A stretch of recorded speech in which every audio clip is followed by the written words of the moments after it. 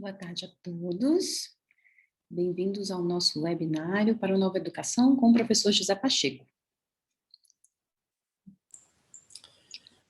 Uma boa tarde, Raquel. Boa tarde, tudo bem? Vai estando, aquilo que é possível a partir de nós, está tudo bem. É verdade. Então, gostaria de agradecer a todo mundo que está aqui presente com a gente para conversar nesse sábado sobre educação, nosso tema favorito, com certeza. Vou aproveitar para me apresentar rapidinho. Para quem não me conhece, eu sou a Ivna Trevas, sou diretora acadêmica do Grupo Ecloud, a holding da Ave School e do SEAB Júnior. Hoje estamos aqui com a Raquel, a nossa head de marketing, para conversar mais com o professor José Pacheco. Vou fazer uma apresentação rápida sua, professor, mas todos já o conhecem, né? Mas é sempre bom. O professor José Pacheco, que é educador, antropólogo, especialista em leitura e escrita, mestre em ciência da educação pela Universidade do Porto, idealizador da Escola da Ponte, em Portugal, e autor de vários livros e artigos no assunto, com mais de 100 projetos para uma nova educação no Brasil, e diretor pedagógico de projetos de formação na GAI Escola.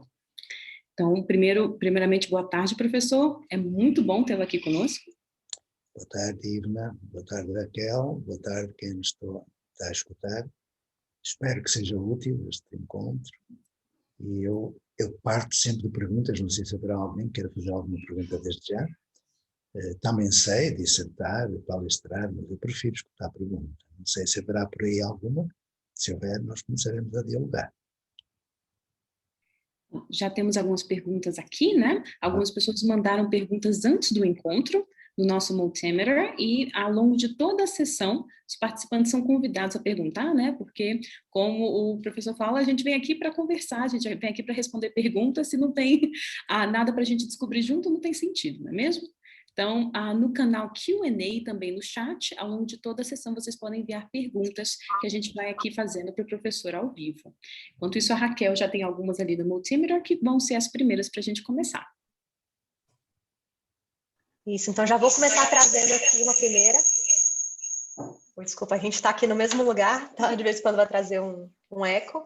A primeira que a gente tem aqui é em relação a crianças com altas habilidades ou com habilidades especiais. E a pergunta da pessoa é basicamente isso, né? O filho especificamente tem uma alta habilidade aí com números, matemática, e ela queria saber um pouco mais qual é o papel da escola na hora de trabalhar com esse tipo de criança, né? Principalmente para manter o interesse e também manter o engajamento com o aprendizado. Então é para a gente começar aí com uma coisa mais tranquila também. Muito bem. Então vamos começar por aí. A escolinha que eu ajudei a fazer, ela era conhecida porque acolhia muitos jovens jogados fora de outras escolas. E alguns deles eram jovens desmotivados. E desmotivados porque eles podiam ir muito além daquilo que a escola lhes dava. Quando eles chegavam à ponte, nós tínhamos sempre uma pergunta para lhes fazer. O que é que tu queres ser? O que é que tu queres fazer? A resposta era sempre a mesma. Tio, eu posso dizer o que eu quero ser? Porque já lhes tinham destruído a curiosidade, tinham destruído todo o seu talento, o potencial. Eles já não faziam perguntas, eles perguntavam se poderiam dizer. Vede como a escola da aula prejudica, não é? Embora eu tenha um grande respeito por quem dá aula e pelos professores em geral. Então, tudo o que eu disser nesta conversa não será mera verborreia teórica. Eu falo daquilo que eu faço, com outros. E, portanto, vou, de quando em vez, ilustrando com uma ou outra historieta. E vou gastar um minutinho numa história que responde à pergunta totalmente. Estou a selecionar a história, claro. São tantas. Pode ser esta. Certo dia nós acolhemos uma criança dessas de altas habilidades e perguntei-lhe o que é que ela queria fazer, ser. Ela disse, eu quero ser cientista. Sim, mas porquê? Ela respondeu que tinha lido numa revista que o ser humano corria risco de desaparecimento na Terra. E que a NASA é aquela agência espacial norte-americana, que manda fotões lá para o espaço, que a NASA estava em busca de um planeta para onde o ser humano pudesse ir quando não houvesse possibilidade de vida sustentável na Terra. Essa jovem tinha passado já por uma ou duas escolas e rejeitava tudo o que era a escola que lhe era oferecida, não é? E quando ela se viu na possibilidade de procurar resposta para essa pergunta, será que é possível vida sustentável na Terra? Será que é possível o ser humano viver noutro planeta? Com ela, nós fizemos um projeto de vida do currículo da subjetividade e da consciência planetária. Depois, se quiserem, explico o que é isso, porque na escola onde eu trabalho não há aula, nem há turma, nem há essas coisas todas. Do século XIX nós abandonamos há 40 e tal anos que deixamos de fazer isso. E toda a gente aprende, e aprende tudo. Então, ela começou aos 9 anos a fazer uma pesquisa nesse domínio. E aos 13 anos, foi convidada pela NASA, foi para Washington, com um projeto de vida sustentável na Terra e noutros planetas. Aos 13 anos. Não sei o que é feito dela, mas sei o que é feito de outros alunos, alguns com 50, 60 anos de idade, porque, reparei, o projeto que nós começamos há 45 anos atrás. Alguns alunos tinham 15 anos já, agora têm 60, não é? Foram muitos os altas habilidades, e foram muitos os de baixas habilidades também, não é? Aqueles que têm alguma diferença, não é deficiência, diferença no corpo, na mente. E nós sempre damos resposta, porque na nossa escola todos eram especiais. E nós dávamos resposta individualizada. Cada um tem o direito de ser aquilo que quer ser. Cada um tem os seus interesses, as suas necessidades, os seus desejos, os seus sonhos, os seus problemas. Por que é que devemos tratar por igual um conjunto numa sala de aula? É um erro. Então, acho que dei a resposta. Se essa mãe, porque eu creio que foi uma mãe que pôs essa pergunta, ela está nessa situação, eu convido-a a ir à escola pública ou particular, não importa, mais próxima, e procurar um professor que ainda não tenha morrido. Há alguns que ainda estão vivos, uns estão moribundos, outros estão mortos, a maior parte está morta, porque morre aos 20 e é enterrado aos 60, mas está ali a dar aula, perdoai que eu falo assim, mas eu não consigo falar de outra maneira. É ridículo, é um absurdo no século XXI ainda haver aula. Portanto, eu sei que ninguém fala isto que eu falo, mas peço desculpa até da eventual consideração de arrogância, que não é. É algo que eu faço com outros, claro, ninguém faz nada sozinho, e que resulta em pleno, para todos, para aqueles que são sobredotados, para os infradotados e para os dotados. Pura e simplesmente, o que há para fazer é cumprir projetos de vida. Okay? E nesses projetos de vida, conseguir garantir o direito à educação a todos. Porque está na Constituição da República, está na Constituição da Federação Brasileira. É um direito de todos, artigo 205 e 206, está lá. E que eu saiba, as escolas ditas normais não garantem esse direito. Basta olhar para o índice de desenvolvimento de educação básica, para os índices para a eficiência, para o abandono, para o analfabetismo, para as doenças profissionais, para os suicídios. Basta olhar para isso. Então essa mãe, se quiser entrar em contato comigo também, eu posso deixar o meu e-mail. Posso deixar agora o meu e-mail ou não? Sim? Pronto. Então eu deixo o meu e-mail para quem quiser. Mas não sou eu não faço milagres. Aliás, eu estou com 70 anos e acompanho. Eu estou agora, neste momento, estou em Lisboa, em Portugal. Né? Vim visitar os netos, estou a trabalhar aqui com grandes projetos que aqui estão a acontecer e que deixam-me de ter aula, de ter turma, de ter essas coisas todas que são incomodam. E onde se produzem escolas de excelência académica com inclusão social, onde todos aprendem tudo o que têm para aprender. Quem quiser saber mais poderá fazer 3 coisas. Primeiro, enviar-me um e-mail. Eu vou deixar J. Pacheco, tudo pequenininho, J. Pacheco. Se quiserem pôr no chat, talvez seja melhor. Ponto, um pontinho, 1951, 1951, já perceberam a minha idade, não é? Já disse há pouco, @ gmail.com. Segunda coisa que podem fazer, ao enviar-me um e-mail, podem pedir-me para eu lhes dar o endereço de uns encontros que nós fazemos à quarta-feira, às 17 horas do Brasil, às 21 de Portugal, às 22 de Angola, estão 5 países envolvidos neste projeto, onde nós trabalhamos exatamente as turmas piloto desta nova educação. E também podem ler as minhas cartinhas, eu publico uma diariamente, que são as histórias, com E, histórias do tempo da velha escola. Hoje publiquei a carta número 469. Eu vou escrever enquanto houver pandemia, porque é forma de comunicar. Nas cartas, no encontro de quarta-feira, que é gratuito, não tem nada, e no meu e-mail eu poderei encaminhá-los para aquilo que é uma nova construção social de educação, uma educação do século XXI.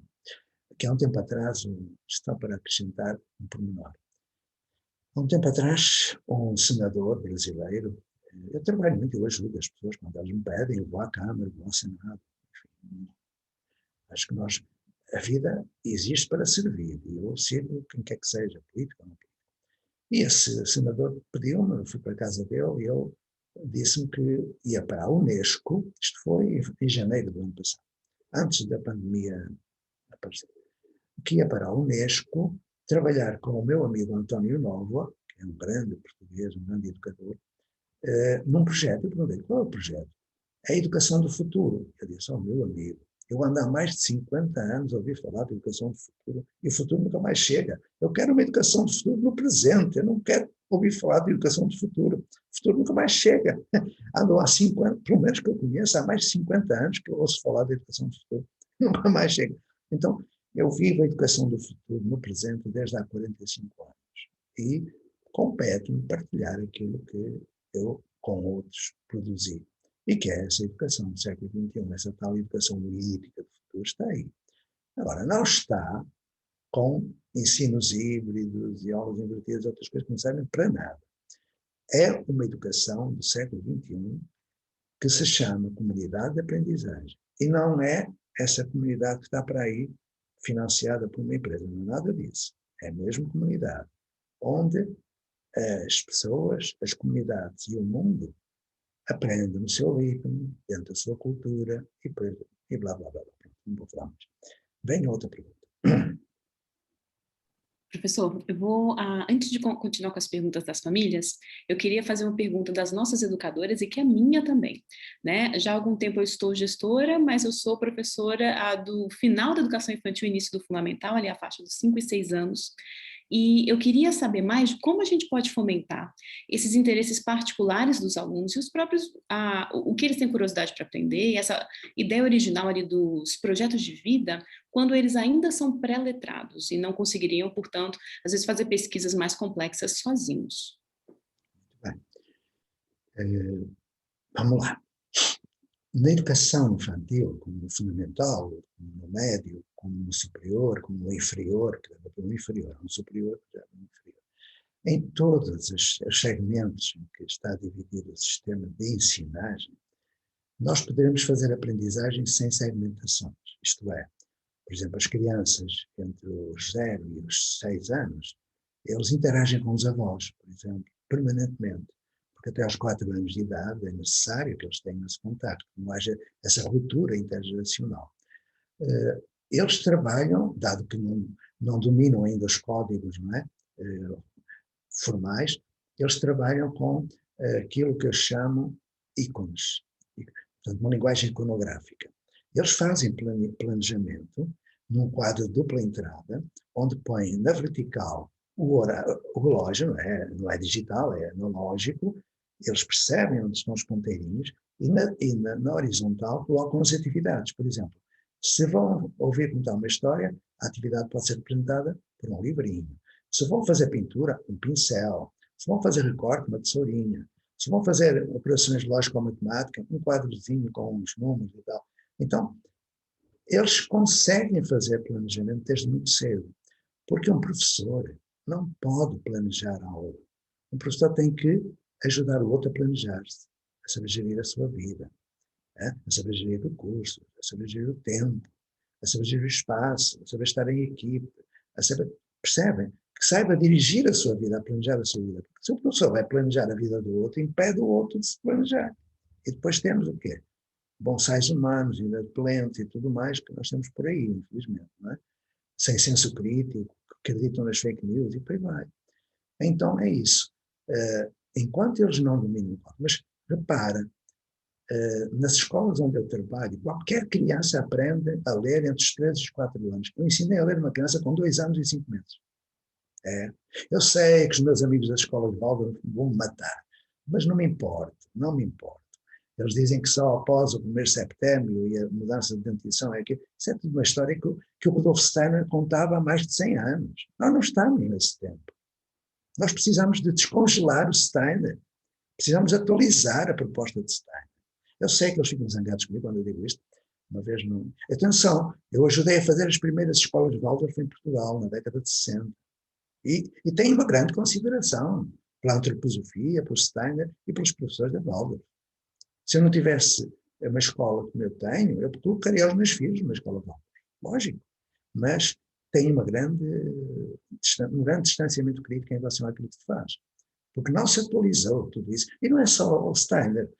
O Freinet, a escola moderna, continua a pessoa sozinha em sala de aula e não tem nada. As montessorianas continuam dando aula, só têm os materiais Montessori.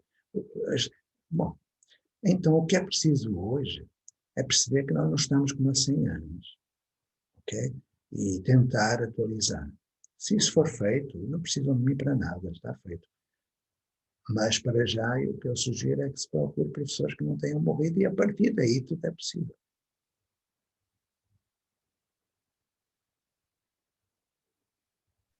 Já que a gente está falando um pouquinho de projeto, né, a gente tem aqui uma pergunta da Cláudia. Cláudia, se você quiser também, a gente pode dar aí o microfone para você, se você quiser. Mas eu já vou fazer aqui a pergunta para a gente adiantar um pouquinho. Então, ela falando, em escolas baseadas em projetos, como melhor trabalhar esse fechamento e esse encadeamento de projetos, principalmente para conseguir conciliar, né, esse tempo de aprendizado da criança, com a pressão ali de acompanhar os colegas, e como que esse processo pode se dar aí, incompleto, né? Eu ouço muito falar de pedagogia dos projetos, mas eu não vou nessa. Eu trabalho metodologia de trabalho de projeto, com técnica de resolução de problemas. Porque as escolas hoje, a maioria, são como as árvores de Natal, estão enfeitadas de projetos, mas não têm um projeto. Aliás, quando eu chego na escola, eu pergunto a um professor, o que é que diz no projeto político-pedagógico sobre avaliação? Ele não sabe, nunca leu o projeto. Se eu perguntar a um diretor, não sei, não, é isto, quer dizer. Muitos projetos, é o projeto da horta, é o projeto dos computadores, é o projeto da meditação, é o projeto... Mas não há um projeto, compreendem? Não há um projeto político-pedagógico. Primeiro, ele não é político, porque ninguém escuta a polis, a população. Faz? Alguém fez, guardou na gaveta e acabou. E não é pedagógico, ele deveria ser hoje antropológico. Okay? Eu gosto de ouvir dizer que eu sou antropólogo. Por quê? Pedagogia é uma coisa que vem do grego, não é? Paidos, logos, da criança que vai para a escola levada pelo escravo. Eu não quero, porque a escola não é um prédio, as escolas são pessoas. Escolas são pessoas que podem ou não estar dentro de um prédio. Podem estar na floresta, podem estar numa praça, na internet, numa biblioteca, no centro cultural, numa igreja, podem estar em qualquer lugar. Eu prefiro a expressão antropologia, porque aí não há pedagogia dos projetos, há metodologia de trabalho de projeto. E a antropologia vem da antropos, humanidade. Nós hoje temos que atender à educação do ser humano. E a educação integral, ou seja, o ser humano não é só cognição, quando se fala em nota, é também afeto, emoção, ética, estética, espiritualidade, a linguagem do corpo, tudo isso junto. Então, quando me falam dos projetos, eu fico desconfiado. Aliás, um dia eu soube que havia um professor nota 10, essas coisas que fazem para aí, infelizmente, porque tornam a profissão muito individualista, competitiva, negativamente, é o melhor professor, o melhor professor, enfim. E então, o que ganhou nos Estados Unidos esse prémio foi porque ele trabalhava numa escola onde as crianças não gostavam de aula, ou seja, são normais, uma criança que gosta de aula é normal. Então, as crianças não gostavam de aula. E então, o que aconteceu? Ele criou um tempo no início do dia em que fazia meditação com as crianças. E ele dizia, depois elas aceitam a aula. Pois aceitam, coitados, é como fazer lobotomia. Uma loucura usar a meditação para aquelas crianças na sala de aula. É um crime. Mas foi o professor melhor do ano. Eu acho isto. Olha, a educação chegou a um estado de absurdo total. Total. E as pessoas não dão conta disso. Não veem o que está a acontecer. Porque não faz sentido nenhum. Eu, quando pergunto às pessoas com quem eu convivo, porquê é que há aula? Porque sempre foi assim. Não foi sempre assim, desculpe lá. Desde quando é que há aula? Foi sempre, não foi sempre assim. Você sabe, eu pergunto muitas vezes, na América Latina, por exemplo, quando foi que começou a haver aula? Foi sempre, não foi. Os jesuítas tinham tribo e quadrívio, e não era aula, era outra coisa, nos pátios, nos colégios. Porque tudo começou quando Simão Bolívar e o Santander chamaram um inglês, não é? Com o método Lancaster, que era o método da monitorização. Como não havia prédios de escola, faziam isso nas igrejas. E depois construíram os prédios para meter lá as criancinhas. Porque o Simão Bolívar tinha aprovado, tinha criado uma Constituição, queria que o povo soubesse ler. É muito meritório. O pior foi quando, já passados uns 30 anos, o Pedro II teve a infeliz ideia de chamar esse professor em inglês para o Brasil e a tragédia começou. É um genocídio educacional. Aquilo que se faz hoje ainda se faz nas escolas, porque mais de metade não aprende. Reparai, num dos estados, não vou dizer qual é, dos 27, num dos estados da União, o índice de proficiência em matemática, o índice de proficiência é o mínimo que o cidadão tem que ter para ter uma vida plena, decente nessa área. O índice de proficiência em matemática, eu vou dizer qual é 1%. Em cada 100 jovens saídos do ensino médio, e no ensino médio já metade ficou para trás, só um tem domínio suficiente, não é? É um escândalo como é que se continua a dar aula, a ter turma, a ter ano letivo, a ter essas coisas todas que não fazem sentido nenhum. Faziam há 200 anos, lógico. Em 1810, quando o Simão Bolívar chamou lá o outro e começou a desgraça, não é? Mas agora não faz sentido nenhum. Mas as pessoas continuam dando aula, tudo. Cadê os perdão? O que me parece absurdo é que temos excelentes profissionais, temos bons teóricos, eles continuam. Nas faculdades de pedagogia, não há ninguém que não diga o centro deve ser o aluno, protagonismo juvenil, autonomia. E o que é que essas pessoas fazem? Centram no aluno? Não, centram neles, dão aula. São esquizofrénicos, porque dizem uma coisa e fazem outra, têm dupla personalidade. Eu acho uma coisa extraordinária, mas pronto, adiante. É melhor não falar mais nisso, não? Já tenho muita gente que não gosta de mim, então vou ficar com mais. Deixa-me estar calado. Vamos a outra pergunta. Vamos lá. Minhas amigas, muita coisa que a gente tem de ver. Muita coisa. Professor, vamos a mais uma pergunta agora de famílias, né? Nós temos a Juliana Fag aqui nos perguntando sobre uma questão que o senhor puxou, sobre o adoecimento e a morte dos professores nas escolas, né? E ela aponta também a questão do online, que acabou levando a educação, e muitas vezes é uma abordagem tradicional, apesar de usar a tecnologia. E ela pergunta como você, nas escolas com quem você trabalha, professor, tem visto, né, ações para manter as aulas online vivas?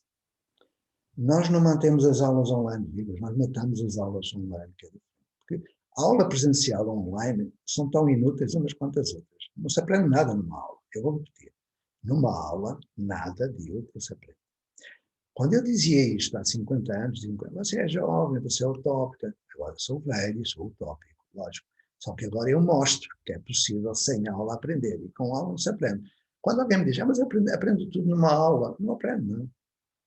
Por exemplo, eu pergunto, você sabe fazer raiz quadrada? Ninguém sabe. Quantas vezes você utilizou raiz quadrada na vida? Nunca. Então, aprendeu? Precisa? Vamos lá ver. Então, o que nós fazemos com as novas tecnologias, as tecnologias digitais de informação e comunicação, é humanizar o processo de aprendizagem. Nossas crianças sabem utilizar a internet, crianças e jovens e adultos, sabem utilizar a internet para colher informação. Só que eles sabem selecionar a informação. Quando se entra na internet é um mundo, está tudo tão disperso, é um caos.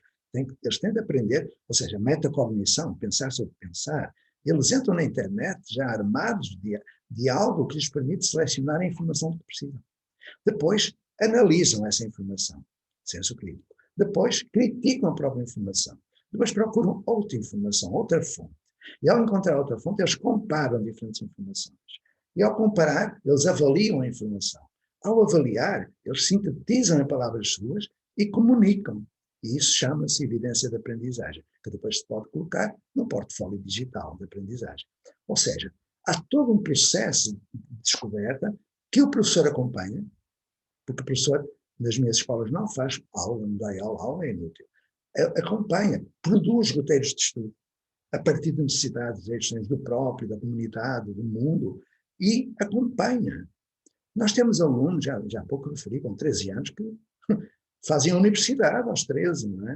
Eu não estou a falar do oba-oba das modas pedagógicas, estou a falar que uma criança não é cobaia de laboratório, ok? Eu não vou em modas, nem as alternativas, que às vezes ouço falar, tenho medo quando ouço falar de alternativa, dou 2 passos atrás, porque eu tenho muito receio.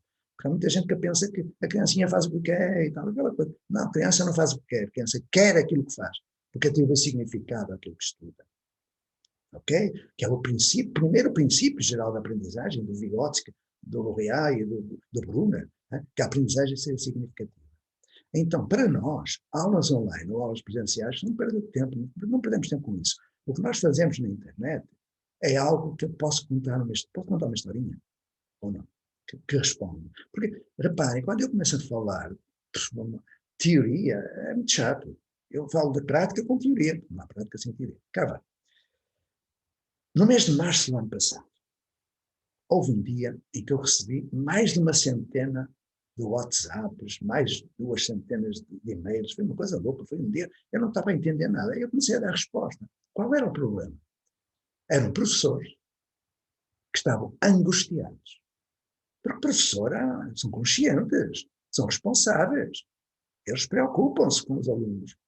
E o que tinha acontecido? O prédio da escola tinha fechado, por causa da pandemia. Tinha fechado. Eles não conseguiam chegar nem a 10% dos alunos. Aliás, ainda hoje, muitos não são alcançados. Estão em abandono intelectual, que é crime. O Estado pode ser processado. A escola pode ser processada. Okay? Mas não vou entrar por aí. Vamos lá. Quando eu escutei aqueles apelos, eu disse, olha, eu tenho hoje um encontro às 5 da tarde, eu acompanho muitos projetos. Tenho um encontro. Por acaso é uma turma de 3º ano de ensino médio. Vão fazer Enem este ano. É mais difícil o trabalho, porque eles têm que fazer o exame de acesso, não é? Se vós quiseres acompanhar, eu vou falar às 5 da tarde com as professoras. Era uma turma de 38 alunos, 38, de ensino médio, 3º ano. Eu trabalhava com 4 professoras e 3 voluntárias, tudo mulher. E às 5 da tarde, imaginai, 200 e tal professores, com a câmara desligada, o microfone fechado, a ver o que é que eu dizia com as outras 7. Eu perguntei às 7, então, como é que estamos de alcançar os alunos? Olha, professor, nós temos já 26, faltam 12. Sim, então, é que por volta das 6 é que os pais chegam a casa e trazem um telemóvel, trazem um celular, trazem um computador e, portanto, só às 6 é que muitos deles têm. Ok. E depois também há alguns que não têm internet neste momento e tal. Eu disse, e como é que vão resolver? Eles disseram, ligue às 7 da noite, porque aí já nós temos resolvido. Eu fiquei um bocadinho com os outros 200 e tal, perguntando eles, como é que eles vão conseguir, entre as 5 e as 7, alcançar os 12 que faltam? Eles ficaram espantados como é que eles já tinham 26. Faltavam 12. Bom, às 7, ligámos outra vez, 200 e tal, com câmara desligada, microfone fechado, a ver. Eu perguntei, então, elas, já temos os 38. Eu vou dar 2 exemplos. Primeiro exemplo, uma das tutoras disse a um jovem que um dos alunos, um dos tutorantes, que não estava em contacto, morava no apartamento ao lado dele, no mesmo andar. O que foi que ele fez? Pôs a máscara, desinfetou as mãozinhas, o material, saiu da sua portinha, foi à porta do lado e bateu, ou tocou a campainha. O moço veio e perguntou, então porquê é que tu não estás em contato? E ele disse, estou sem internet, não sei o que aconteceu, caiu a internet, não consigo. O que é que o outro fez? O outro tinha internet, fez um hotspot, Wi-Fi universal, para o outro lado da parede, e o outro ficou com a internet, mas é difícil. Porquê? Porque os dois faziam parte, e agora vou falar de um conceito, de uma prática que não está nos livros, vai estar daqui por um tempinho, que é o conceito e a prática do círculo de aprendizagem de vizinhança, ou presencial. Esses 2 jovens pertenciam a um círculo de vizinhança, de aprendizagem de vizinhança. O que é isso? Pequenas aglomerações, no máximo 7 jovens, que com distância social numa praça, numa biblioteca, ou onde quer que seja, eles dialogam presencialmente com o computador ligado à tutora, que acompanha à distância, no círculo de aprendizagem à distância, não é ensino à distância, é aprendizagem à distância, que é remota, eles estavam ali. Outro caso, era na mesma rua. O moço que não tinha estado em contato estava na mesma rua. Nesse círculo de vizinhança dessa rua, o que perceberam foi que ele tinha avariado o computador. Ele não conseguia, porque tinha o computador avariado. Nesse círculo de vizinhança, havia gente que tinha mais que um computador e emprestou para o moço poder estar em contato. 2 estavam numa fazenda distante, foi através do telefone rural, internet rural. No mesmo dia em que fechou, eles tiveram todos contato. Eles não perderam um dia. Foram os melhores no Enem, porque até os sábados e domingos eles procuraram, porque eles são autónomos. Eles sabem pesquisar, sabem construir o texto de estudo, sabem fazer autoavaliação, sabem comunicar, tudo isso. Agora, tenho que dizer que já estou há 3 anos, estava há 3 anos com eles, agora foram para a universidade e eu perco-lhes um pouco o rastro, mas vêm outros agora, porque essas 7 jovens, elas são todas entre os 30, 40 anos, são professoras fantásticas, tutoras, elas não fazem planejamento de aula, elas ensinam o outro a planejar-se, elas não dão aula, elas constroem roteiros de estudo, elas não aplicam prova, que prova não provam nada, elas fazem recolha de evidências de aprendizagem para fazer portfólios digitais. Eu estou a falar de uma educação do século XXI, dá para entender, sem aula online, porque a aula online é tempo perdido, enfim. Muito obrigada, professor. Há mais uma pergunta das famílias agora, também voltando ao assunto alfabetização, né, que é algo muito importante para nós que trabalhamos especialmente com a educação infantil, com o ensino fundamental 1. O João Carlos nos perguntou sobre os métodos, né, que têm sido mais comuns hoje em dia, e ele fala que há algum tempo não vê a associação da letra com a figura, como o A de abelha. E ele pergunta qual é a metodologia de alfabetização mais efetiva, na sua opinião, e ele sugere, inclusive, a questão do alfabeto de figuras. Quando me perguntas uma opinião, eu digo que não dou opinião. Eu afirmo e fundamento. Peço desculpa, porque às vezes eu ouço. Eu acho, não acho. Eu não quero achismos. Profissionais de educação têm que fazer afirmações e fundamentais. Na ciência, na lei, okay? E na praxis. Olha, não é bem uma história, mas pode responder-se assim. É um bocadinho de história, depois falo o resto. No tempo em que eu era professor substituto, eu andava sempre à procura de uma escola onde eu pudesse estar mais tempo. Eu ia substituir professoras que tinham um bebê ou que tinham um professor que tinha um atestado médico e tal. Até que um dia eu cheguei lá à secretaria e perguntei, então, tem alguma escolinha? Ah, sim, você está com sorte. É um professor que morreu. Ótimo, ótimo para mim, claro. O problema dele morreu. Porque era até ao fim do ano. Era o professor titular da turma. Mas quando eu cheguei lá à escola, eu olhei para aquela gente, eram todos com 15 anos de idade. Todos. Uma turma pequenina, 60 e tal alunos, todos com 15 anos de idade. Na primeira série, porque naquele tempo reprovava-se, série a série. Isto foi há 50 anos atrás. E porquê é que eles estavam na primeira série? Porque eram analfabetos. Não conseguiam aprender. Aí eu perguntei, meus amigos, porquê é que vocês não passam para a segunda série? Olha, professor, todos os anos é a mesma coisa. Já estamos aqui há 7 anos. A professora nova chega, ela ensina-nos. O A de águia, o E de égua, o I de ilha, o O de ovos, o U de uva, o uva. E depois fazemos carreirinhas de As, carreirinhas de Es, carreirinhas de Is, o saltinho do pardal, a ondinha do mar, a gente está farto de fazer isso. Depois ela entra na primeira lição do livro. E a primeira lição é do P, do Papa e Pipopu. E depois dá a lição do T, do Tata Titotu. Ela manda juntar, e a gente junta a pata, o pé, o pito, o pote, o puto, o pipi, o popó. E depois, olha, já não vamos para a lição do D, nem do L, porque a gente esquece. Nós não temos cabeça. E a professora disse que nós somos burros. Eu olhei para eles, senti-me mal. Porquê? Porque o que eu sabia, eu tinha andado meia dúzia de anos a ensinar o A e o U, o Papa, Pipopu, o Tata Titotu. Eu praticava o método fónico, ou analítico ou sintético. Agora, reparai, se eu continuasse a ensiná-los dessa maneira, eles iriam aprender a ler? Não, porque já tinham tido 6 tentativas ou 7 tentativas. Se eu continuasse, então eu estava proibido de usar o método fónico. O que foi que eu fiz? Não vou contar a história, que é muito longa, mas posso dizer-vos que nesse ano eu aprendi, para além do fónico, mais 24 abordagens metodológicas. 24.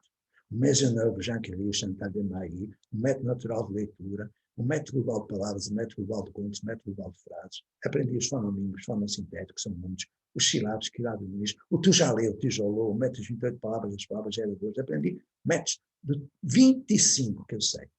Agora estou a aprender da consciência fonológica um outro, passando pela Ferrero, não é? Do construtivismo. Repara que eu estou a falar cerca de 5 ou 6 anos antes da Ferrero começar. Muito antes da Ferrero. Depois fui ver o inventário linguístico de uma criança. E encontrei uma coisa extraordinária. Que qualquer criança, quando entra na escola, já sabe ler. Uma criança que entra na escola sabe ler Big Brother, McDonald's, Coca-Cola, lê tudo. Mas entra na escola não é Coca-Cola, é caça-se Coca-Cola, eu lá leio logo, pronto, é que estraga tudo, não é? Então, eu percebi que não há uma metodologia ideal. Todas as crianças aprendem em menos de 3 meses a ler e interpretar, ou seja, literalmente total, em menos de 3 meses, se partir de uma abordagem global e passar pelo silábico até chegar à letra e fazer a ordem alfabética para consultar o dicionário. E a partir daí ela é capaz de fazer tudo. E não há uma idade para aprender a ler.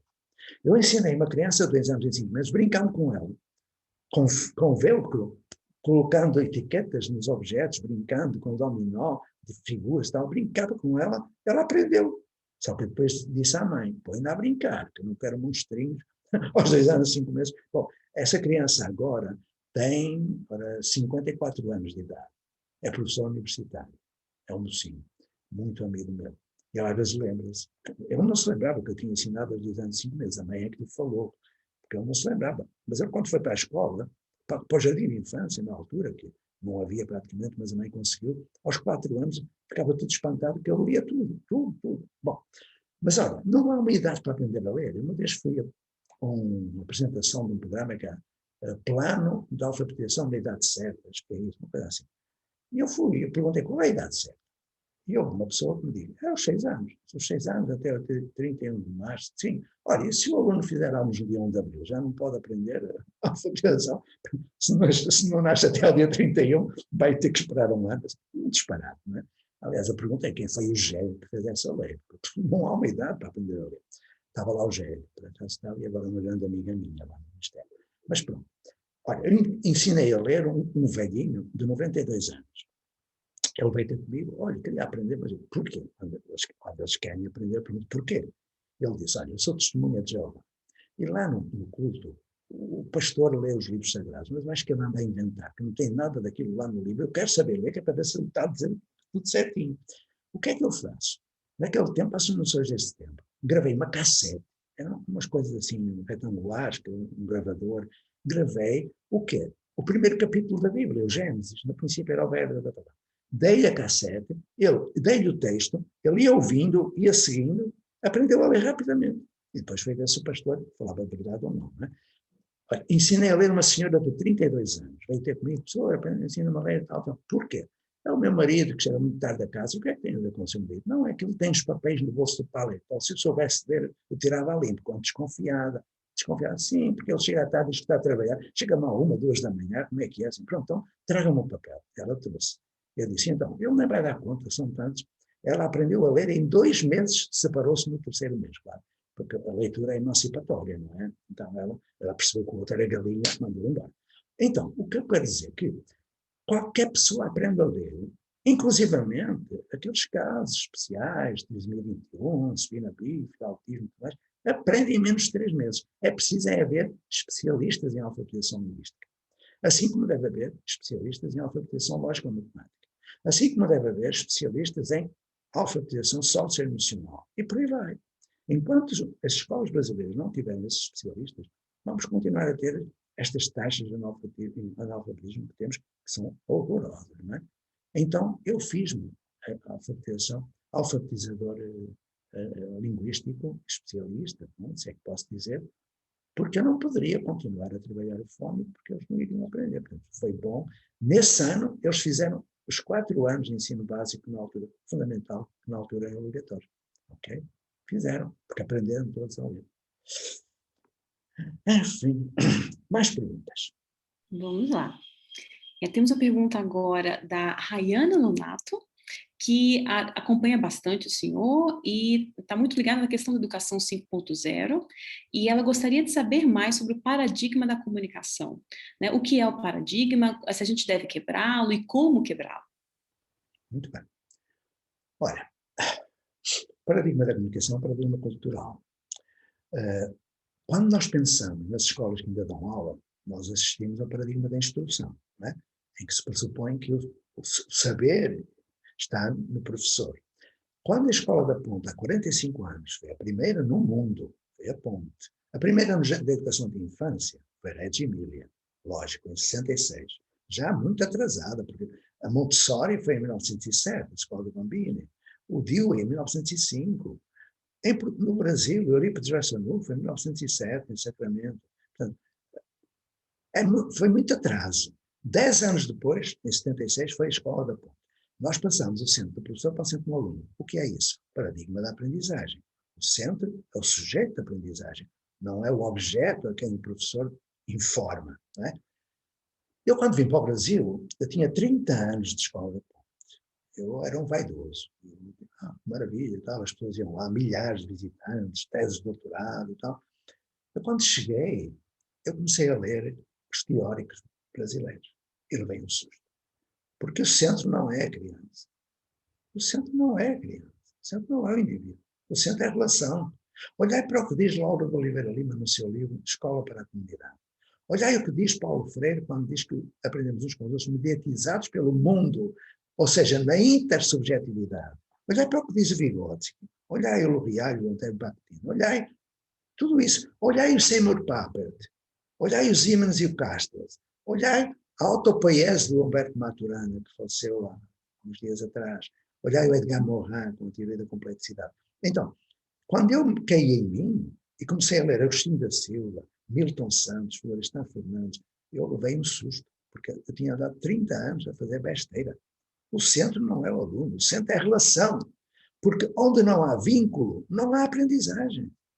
Tem que estabelecer-se um vínculo que é amoroso, no fundo, porque a educação lá tem amor e coragem.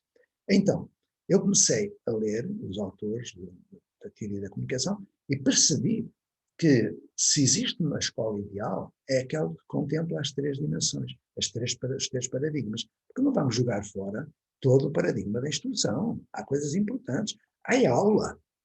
Há aula, por exemplo, nas artes.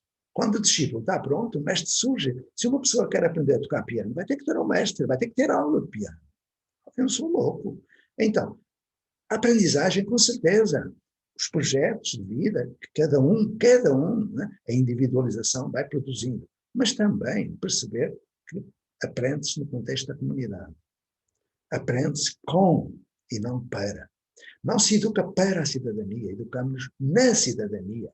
Não se prepara para os outros, constrói-se com os outros, comunicar, conspirar, que é inspirar com. Então eu comecei, digamos que ainda estou no início, mas eu também ainda, certamente vou. Quem ler as minhas cartinhas sabe que eu escrevo em 2041. É uma malandrice que eu uso, porque eu comento o que se passa em 2021, 20 anos depois. Ou seja, vou ter 90 anos quando lá chegar. E, portanto, quem ler as minhas cartinhas vai perceber o que é que eu falo e como é que eu falo do paradigma da comunicação. Porque eu procuro que aquele jargão científico que esses teóricos utilizam, teoricistas utilizam, é algo que serve para disfarçar a incapacidade de praticar esse paradigma. Porque há muita gente que escreve sobre o paradigma da comunicação, mas continua no paradigma da instrução. Nem sequer na aprendizagem estão. Eu acho que isso é um grave erro ético, porque se falam, se escrevem, têm que fazer. Então, como isso acontece, eu confesso que sou um ignorante ainda nas teorias da comunicação, mas me esforço, eu todos os dias estudo.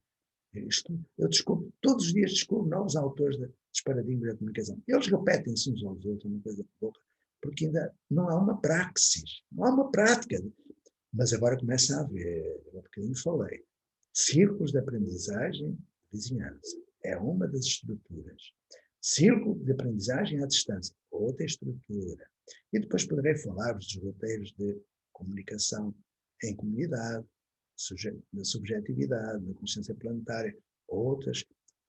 Há várias coisas que eu estou neste momento a trabalhar na teoria, mas que eu não publico sem fazer na prática, testar a teoria. E não é um livro meu, vai ser um livro de muitas mãos daqueles que estão a fazer isso, numa fase experimental. Então, se vós, à quarta-feira, quiserem escutar-me e dialogar, vão ver que eu estou a trabalhar as turma piloto de paradigma da comunicação, lógico. Vão, a partir do próximo ano letivo, estão a preparar-se, a partir do próximo ano letivo, eles vão surgir aí, e o Brasil, mais uma vez, vai ser o primeiro país que vai mostrar ao mundo o que é a educação do século XXI. Nós já tivemos excelentes projetos, como o projeto Âncora, por exemplo, Amorim Lima, Heliópolis, tudo isso que eu ajudei a fazer, não foi eu que fiz, que eu ajudei, e que mostram que é no Brasil que está a melhor educação do mundo, e a pior também, claro. É no Brasil que estão os melhores teóricos do mundo e os maiores palestrantes, que andam para aí pelos congressos a vender gato por lebre. Enfim, dizem aos professores para fazer aquilo que eles não fazem. Eu acho isto horroroso, horroroso, porque é criar ilusões. E depois os professores dizem, é tudo teoria. Pois é, eles nunca puseram os pés no chão numa escola e dizem aos outros o que é que deve ser feito. É uma loucura. E ganham muito dinheiro com isso, é verdade. Mas pronto, que Deus os perdoe, que eu não tenho mal nenhum a essa gente. É isso. O paradigma da comunicação é algo que ainda não foi praticado, que está em vias de ser no Brasil. Excelente, professor, muito obrigada. Agora eu vou pedir para a Raquel puxar também algumas das perguntas do nosso Multimeter que as famílias enviaram da nossa comunidade escolar, ainda mais cedo, antes da sessão começar. Eu acho que uma delas, né, Raquel, fala também sobre o projeto Âncora. Isso, então a pergunta que a gente tem aqui especificamente sobre o projeto Âncora é agora sobre um outro lado aí da educação e das comunidades, né? A gente já falou um pouquinho do educador, e agora como que é essa relação, principalmente lá no projeto Âncora, com as famílias, e como que vocês trazem a comunidade, as famílias, os alunos mais perto, para realmente ter uma educação ali vivenciada na cidadania. Olha, a Escola da Ponte é uma escola de rede pública, e quem dirige a ponte não é o diretor, é a comunidade. Não tem diretor, é a comunidade que dirige. No respeito pela profissionalidade dos professores. Ninguém diz aos professores como é que eles devem trabalhar. Respeito. Mas é a comunidade que define com os educadores a sua prática, o seu projeto.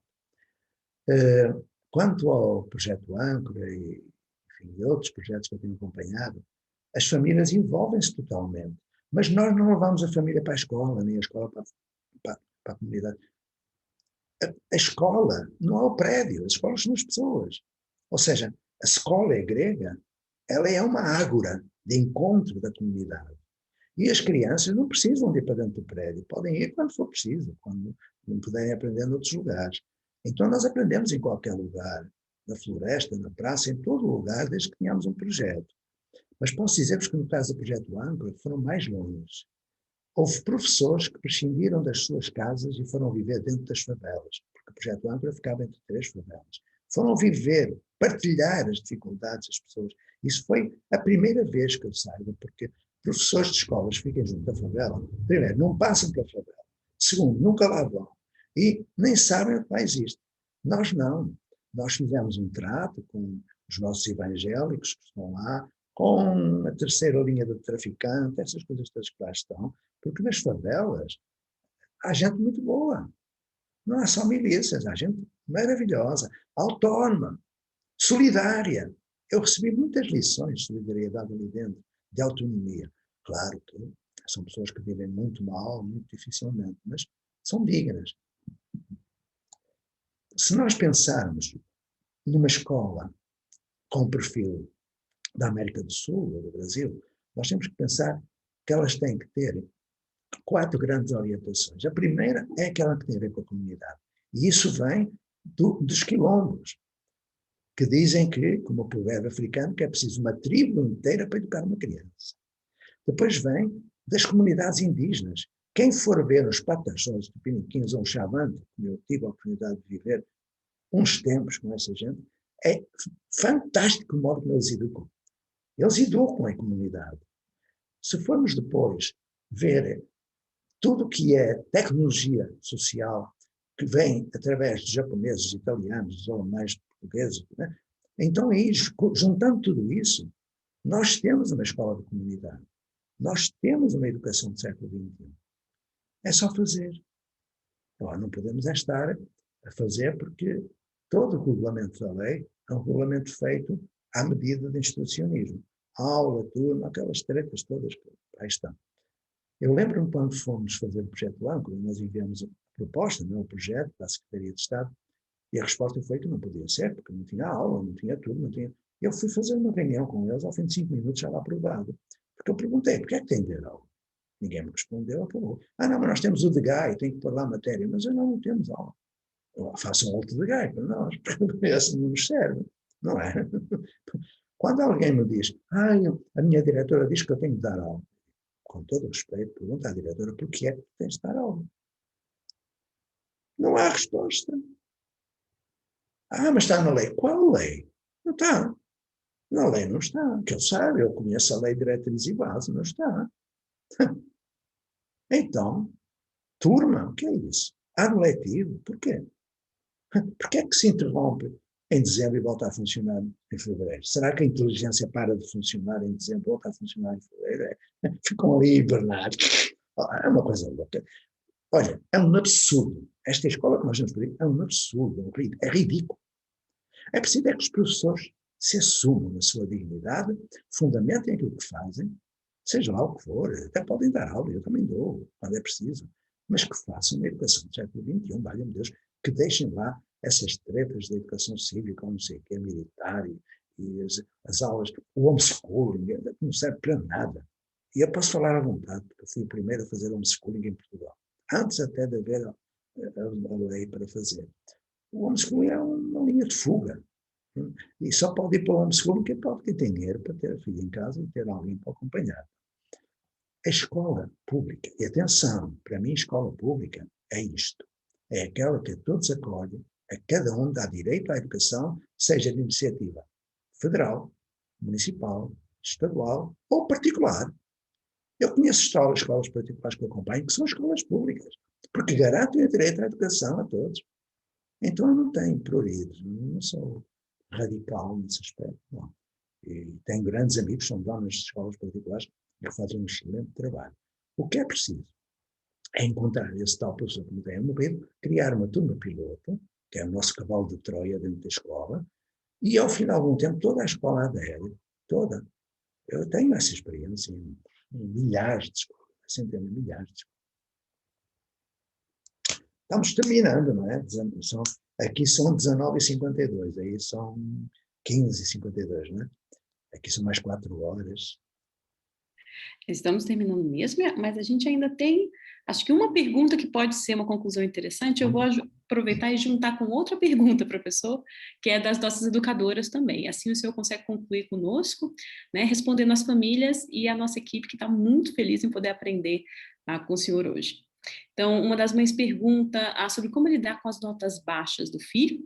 E as nossas educadoras também gostariam de saber, dentre as transformações que os desafios da pandemia trouxeram para a educação, qual delas o senhor acha que percebe como mais perene, né? Como realmente a educação foi transformada pelos desafios da pandemia?